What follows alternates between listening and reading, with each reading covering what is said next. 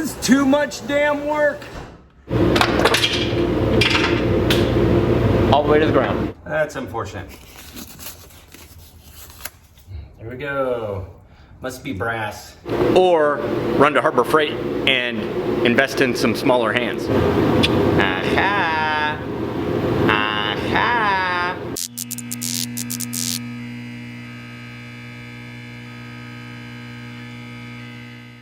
All right, guys. I am just here on the reconfigured Fearless Mods garage, by the way. The car is nicely placed in there. Doing a simple oil change on the Kia Stinger GTS 2019 model. And I've been hearing a noise in the front end that when I accelerate, it doesn't even have to be high speed. Definitely when I'm turning right, it seems to do it more, but I would hear a front end noise that sounded like some threads slipping around.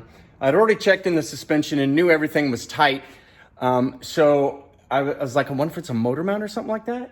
I did find the issue, well, here, let's go take a look. First off, I've just removed all the bolts from the front cover, as well as the bolts from the rear cover, and slid it back.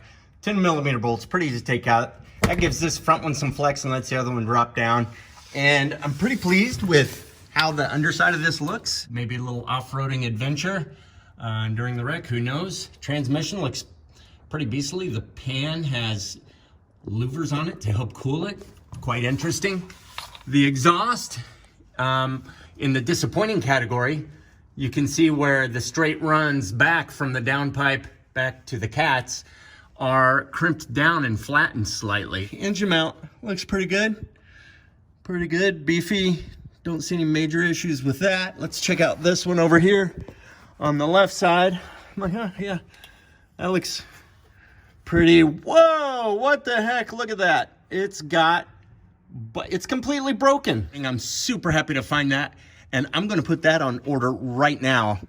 Might as well take a look at some other things while we got a chance here. Probably some kind of knock sensor in the bottom of the engine there. You can see, this looks like we got some uppercats as well. It's like we got some uppercats as well as some lower ones. That's kind of interesting. Yeah, look like some glass packs almost back there a little bit further, about right in there. And then these being some intermediate cats. Engine otherwise looks so clean, man. I mean, it's hard to say that this thing would have 25,000 miles on it because it's so clean. This might be the first time that I've actually had the engine cover off of this thing. I think still got the plastic sheeting on it. Wow, that's wild. How did I not notice these things when I was working on this car? Got our nice tiny little turbo right there. Conveniently, I have this access hole right here, and there you go, presto. Yep, so there's our oil canister. Hopefully, we'll see if we can get through it, through this hole and try to work it. So I just got off the phone with Auffenberg Kia, who have been great partners with us on this entire build. And just like everything with this car, they're like, there are only 2 left in the entire country, and they're on back order. So it says 7 to 10 days, but who knows? Last time, I think we waited a month for the SRS module for the airbags. I've driven it 2,000 miles with this one like this, and though I'd prefer not to drive it like that, I will continue to drive it. I will just make sure that I'm not on it nearly as hard as I have been. It's actually like a 2-piece mount. There's the one that bolts to the engine, and then there's the one that connects that to the frame. That's the piece where I have the broken tabs. I can't see it completely on the left side. So I'm gonna use a scope and get in there and just check it out since it's on that much of a back order, and make sure that I don't see any broken tabs or anything wrong with that upper mount. Otherwise, I would want to get that on order as well. I ran a can of Seafoam in the oil. I poured the whole can in there, ran it for about 15 minutes to let it circulate around and really clean up everything throughout the engine. I expect the oil to be a little bit dirtier because of that. I've never seen this much oil in a car before in my entire life. It's about to overflow my bucket, and not even my Nissan Titan does that. 7 1/4 quarts, I think it says. But I'm going to show you something here that I did and I would recommend to any Stinger owner to avoid some serious mess. They, in their infinite wisdom, put the drain plug right against that cross member, draining straight into it. And in fact, it's so close to it, you can't even get a socket on there. So you have to use a 17mm wrench. But I created this thing and put some bends in it so that it would set on that cross member and direct the oil straight down as it shot straight out, as you can imagine, with 7 1/4 quarts. Once it got to a trickle and was draining straight down, I was able to pull this out. Yeah, that's nice. Didn't make any mess. And while that's finishing, let me see what size we got to get on this. I bet it's going to be this 27. 27 it is. And having this loose so I could pull it down allowed me to get the ratchet up in there, so that was good with my 27mm. I unscrewed it a little ways. I don't know, I can turn it by hand now. So I'm gonna go ahead and now get everything situated here to try to catch any oil that drops. That is actually pretty far away from it, but if I do it like that, I think that'll work. Wow, that is full. So full. Hope there's not much in there because we don't have much room to spare on this thing.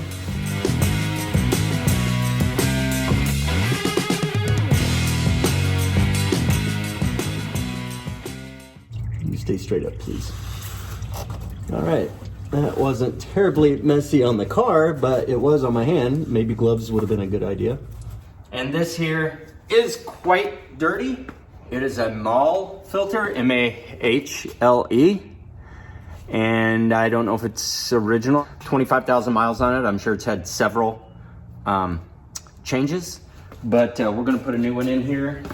We are dealing with aluminum on that oil pan, and we do not want to strip any threads out of that. So it's snugged down good. I'm gonna go ahead and get my replacement cartridge filter. All right, the only one I could get is this Wix. Looking at the diameter, it's good. And looking at the height, appears good as well.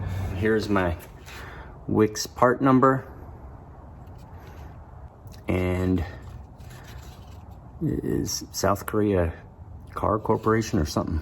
It doesn't look like it matters which end goes on there. These are not gaskets, these are hard plastic, so I'm just gonna shove it on to the little retaining clips. It pops in there pretty easily, and now it's retained. I don't think I need to worry about putting oil on the seal because it's already pretty oily.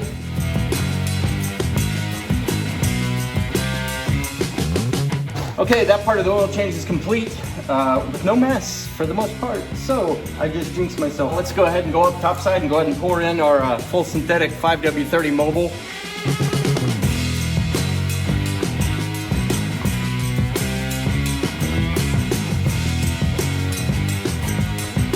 All right, so while that's finishing up, I'm just gonna hop down here and reassemble the underside of the car. All right, so oil change is done. The stinger is sitting outside. 7 quarts looked to be about right. And hey, I think I've got a new invention. I'm going to patent these, and the upgraded plastic version will be for sale in the link below. Just kidding, I have not made that, but boy, that came in handy, and I have to recommend it for preventing making a huge mess under your car. Next is the motor mount, so as soon as we get that in, that's going on.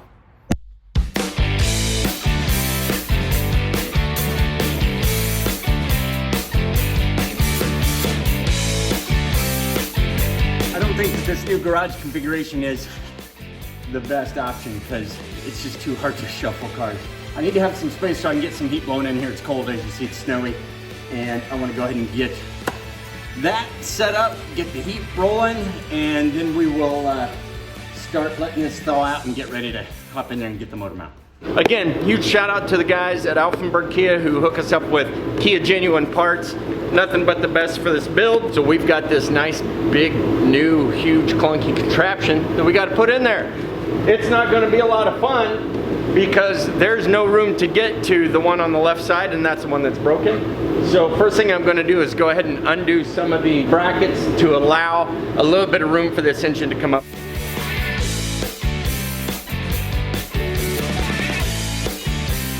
Okay, so we got the cross brackets disconnected and removed, and the next thing I want to do is probably go ahead and loosen up or disconnect these cold air intakes. We're only looking to raise it probably a couple inches to get it off those bolts, and then we should be good to go.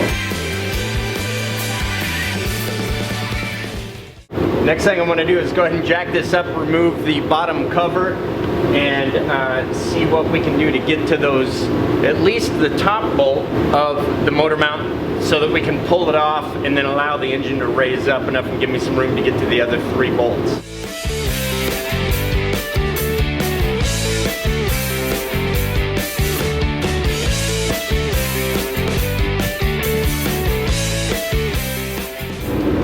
I can feel the far one. Man, that's gonna be hard to get to.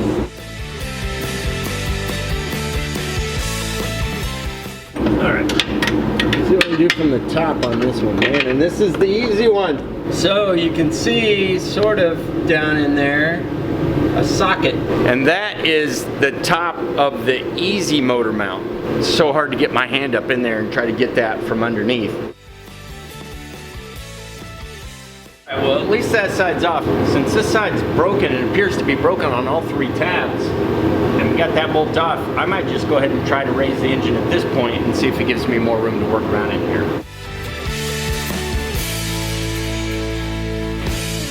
So hopefully that'll be enough. Let's go under there and take a look. Initial analysis underneath is, yes, all 3 of those tabs are broken because the entire engine, as you saw, was able to raise straight up. But that doesn't help me get to anything. But I can remove this module off the top of it, maybe give myself some more room, maybe remove a heat shield near the turbo. I'm going to go ahead and let the engine back down because that's not helping me get to that top bolt. There we go.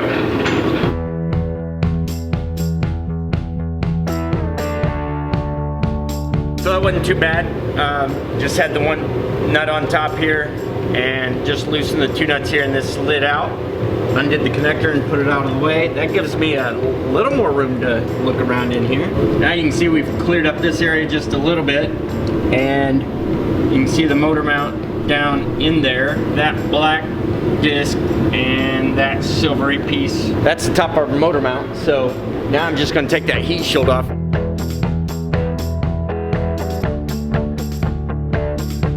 Rather than trying to take out that 3rd heat shield bolt, I just rotated the heat shield up.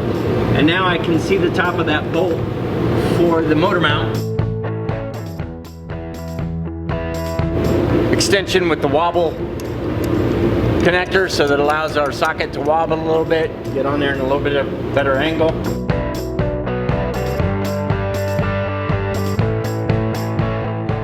I think I'm going to have to go ahead now and probably from underneath try to get the 3 tabs unbolted from the frame. I have these pieces of the motor mount out, all 3 tabs cleanly broken off, and clearly with some shiny areas because it's been rubbing up and down every time I've driven it and it has moved. The issue I'm having now is there's no room to pull that motor mount out.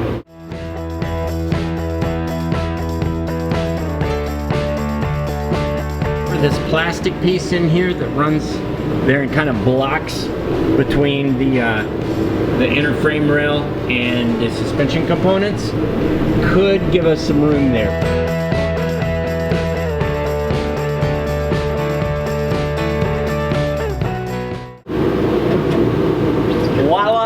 Here we are with our exploded view or cutaway section view of a motor mount.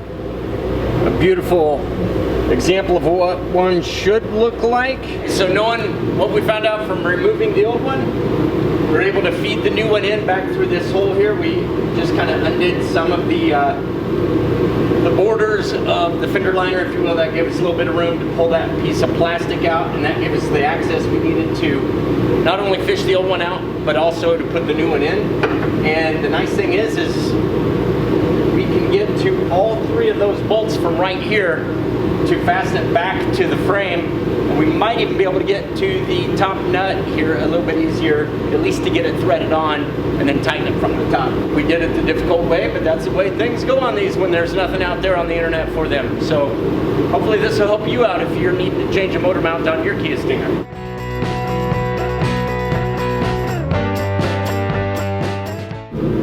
Finding a little bit of hidden damage that we had from the wreck. Slammed up in here into this and bent this a little bit and kind of kinked this downward towards the front a little bit. And that whole action probably broke all 3 of them. Work on this tab just a little bit and try to get it a little more opened up to allow just a little bit of slop on the bolt. And then once we bolt it down, just let that all hold secure.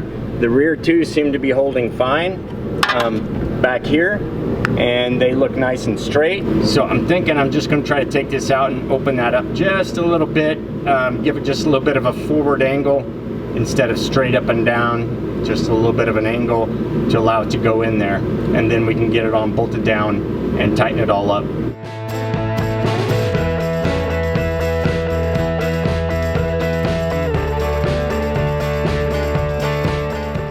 We do have a bit of a bend in there, in the metal, not in anything else, just in that little, where that mounting point is. You can see a little bit of a gap in there, and that's pretty much tightened down. The rear ones are the true ones, and they're both pretty much flush, which means we did have a little bit of damage to the inner subframe structure. None of the actual subframe, just this little mounting point here, where something got into that and caused it to flex downward just a little bit, and that's what snapped all of our motor mounts. I'm going to go ahead and probably cut a washer in half and be able to slide it up in there, and then put some Loctite on here.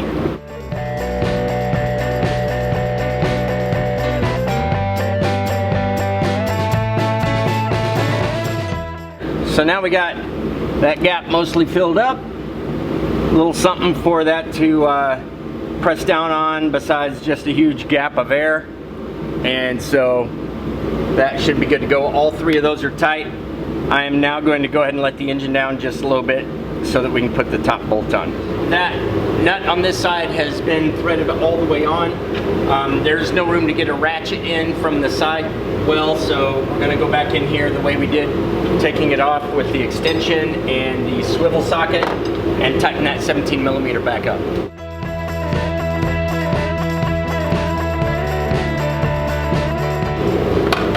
And we have a motor mount in the left side.